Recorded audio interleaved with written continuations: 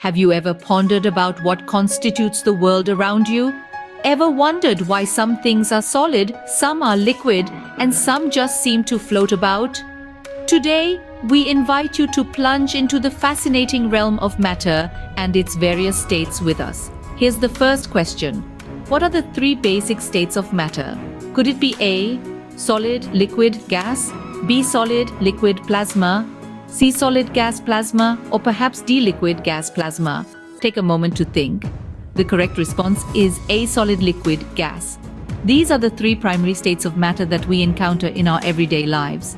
Let's proceed to the second question.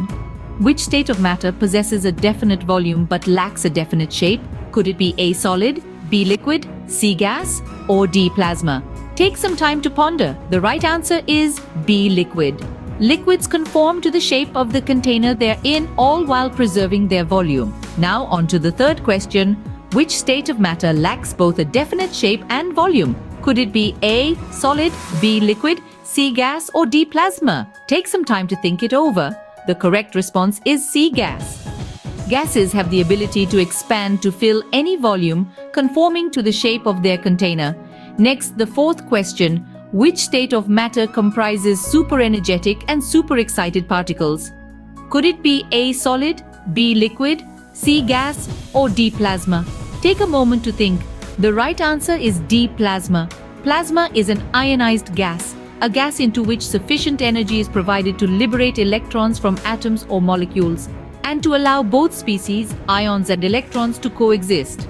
Moving on to the fifth question, which process describes the transition from a gas to a liquid?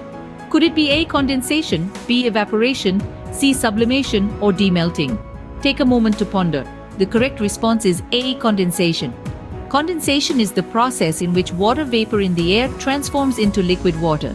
The sixth question is, what is the process of transforming a solid into a gas without passing through the liquid state? Could it be A, condensation, B, evaporation, C, sublimation, or D, melting? Take a moment to think it over. The right answer is C, sublimation. A common illustration of sublimation is the direct transition of dry ice into carbon dioxide gas. The seventh question, in which state of matter are particles densely packed together in a fixed arrangement? Could it be A, solid, B, liquid, C, gas, or D, plasma?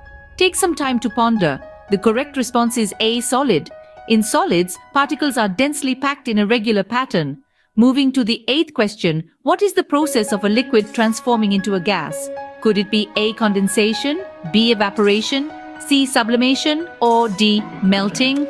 Take a moment to think. The right answer is B, evaporation.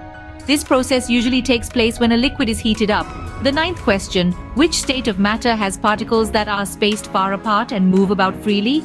Could it be A, solid, B, liquid, C, gas, or D, plasma?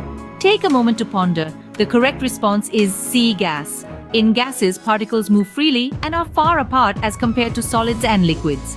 Lastly, the 10th question, what is the process of a solid transitioning into a liquid? Could it be A, condensation, B, evaporation, C, sublimation, or D, melting?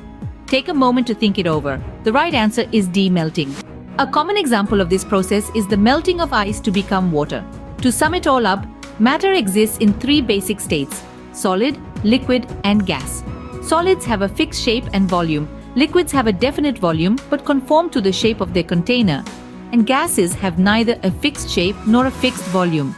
Plasma, another state of matter, is composed of highly energized particles. Transitions between these states occur through processes like melting, evaporation, condensation, and sublimation.